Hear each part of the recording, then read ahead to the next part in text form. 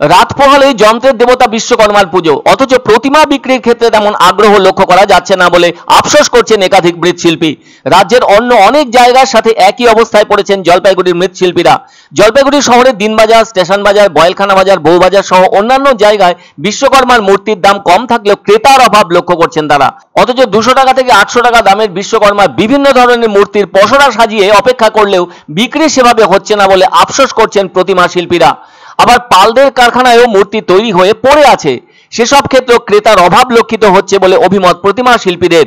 এছাড়াও সেই সঙ্গে বিভিন্ন ফল ও সবজির বাজারও সমস্যায় রয়েছে, সেভাবে বিক্রি না হয় বিক্রেতারা আফসোস করছেন এমনটা লক্ষ্য করে। অথচ গত বছরও এই সময়ে প্রতিমা বিক্রি থেকে শুরু করে ফলের ও সবজির বাজার যথেষ্ট ভালো ছিল। পুজোর দিনের আগের পরপর দুটো রাতে প্রতিমা ভালোই বিক্রি হয়ে থাকে, যা কিনা গত বছরে দেখা গিয়েছিল।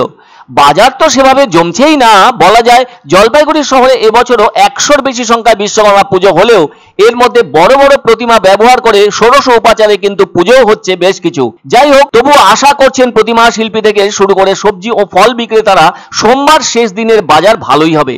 যারা পুজো উদ্যোক্তা তারা এদিন তাদের পুজো করবার জন্য প্রতিমা সহ যাবতীয় প্রয়োজনীয় সামগ্রী কিনে নেবেন। সেজন্য এই দিনটির গুরুত্ব সেদিক থেকে ভাবলে যথেষ্ট তাৎপর্যপূর্ণ। হিন্দু শাস্ত্র মতে ভারতে বিশ্বকর্মার পুজো হয়ে থাকে, কারণ এর পেছনে যথেষ্ট তাৎপর্য আছে। শ্রমিক সম্প্রদায়ের একটা বড় অংশ এমন শুভ দিনে যন্ত্রের দেবতার কাছে আশীর্বাদ প্রার্থনা করে থাকেন যাতে তাদের কর্মক্ষেত্রগুলিতে তারা সাফল্য পান। আর তাই ভগবান বিশ্বকর্মার সম্মানে এই একটি দিন তারা কাজ থেকে সরে থাকেন, বরঞ্চ দিনটি অত্যন্ত আনন্দের সঙ্গে কাটান তারা। প্রাচীন ধর্মশাস্ত্র অনুসারে ভাদ্র মাসের শেষ দিনে ভগবান বিশ্বকর্মার জন্মদিন তথা পুজো পালন হয়ে থাকে, যার ফলে ভারতের পূর্বাঞ্চলীয় রাজ্যগুলিতে বিশ্বকর্মা পুজো ভাদ্র সংক্রান্তিতে হয়ে থাকে। আবার দীপাবলির একদিন পর ভারতের বিভিন্ন রাজ্যে বিশ্বকর্মা পুজো হয়ে থাকে। আর কিংবদন্তি অনুসারে ভগবান বিশ্বকর্মাকে চূড়ান্ত স্থপতি বলা হয়ে থাকে। হিন্দু ইতিহাসের সবচেয়ে অর্থবহ ঘটনাগুলির অন্যতম হল বিশাল সমুদ্র মন্থন।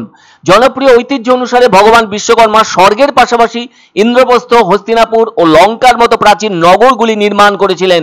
তার নাম ঋগ্বেদে চূড়ান্ত। বিশ্বকর্মা ভগবান শ্রীকৃষ্ণ, বলরাম এবং দেবী সুভদ্রার বিখ্যাত জগন্নাথ পুরী শ্রী বিগ্রহ তৈরির জন্য পরিচিত। তবে পুরাণ মতে ভগবান বিশ্বকর্মা হলেন ব্রহ্মার মানসপুত্র। তার পরিচিতি হিসেবে রয়েছে তিনি স্বর্গীয় কারিগর।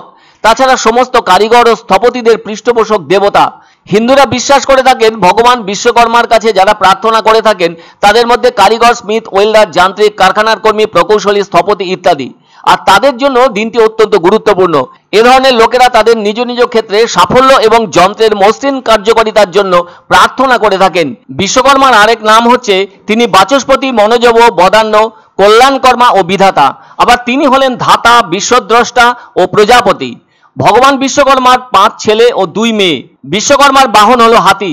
বিশ্বকর্মার 5 ছেলের নাম হলো মন্নু, মৃদেব, তবষ্ট, শিল্পী ও দেবজ্ঞা। মনে রাখা দরকার, বাংলার বিশ্বকর্মা বলা হয়ে থাকে রাজেন্দ্র মুখোপাধ্যায়কে, কারণ তিনি ভিক্টোরিয়া মেমোরিয়াল হল, বেলুর মঠ, হাওড়া ব্রিজের স্থপতি পরিকল্পনা করেছিলেন।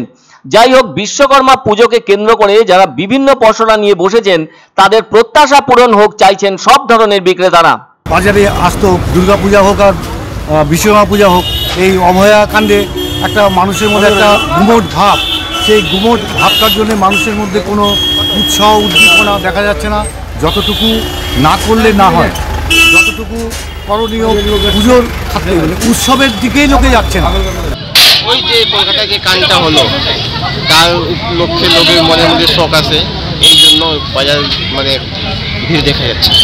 দেখছি যে মোটামুটিভাবে করছে, বাড়ির লোকেরা বেশি করছে এখনও, মানে যারা এই করে তার বাড়ির লোকদের দেখছি, ঘুরে দেখলাম যে বাড়ির লোকেরা মোটামুটি আজকেই যতটা পাচ্ছে করে। ক্রেতা তো কমে গেছে পুজোর দিক দিয়ে, না ক্রেতা তো অনেক কমতো। এখন তো এই সময় ভিড়, এত ভিড় হয়, এবার তো ক্রেতা নেই, আরও হবে দুর্গাপূজার সঙ্গে আরও বিক্রি হবে। এক অন্য অনুভূতির স্পর্শ পাওয়া যায় রয়কো ব্র্যান্ডের গেঞ্জি ও জাঙ্গিয়ায়। তাই ছোট বড় সবার পছন্দ রয়কো গেঞ্জি ও জাঙ্গিয়া। প্রস্তুতকারক জয়মনি হোশিয়ারি, কলকাতা। আনন্দ সংবাদ, আনন্দ সংবাদ। 30 বছরের নির্ভরযোগ্য প্রতিষ্ঠান ইন্দ্রমণি রাইস মিল। আমাদের কয়েকটি জনপ্রিয় ব্র্যান্ড হলো তাজ, বরলি, খুশি ইত্যাদি।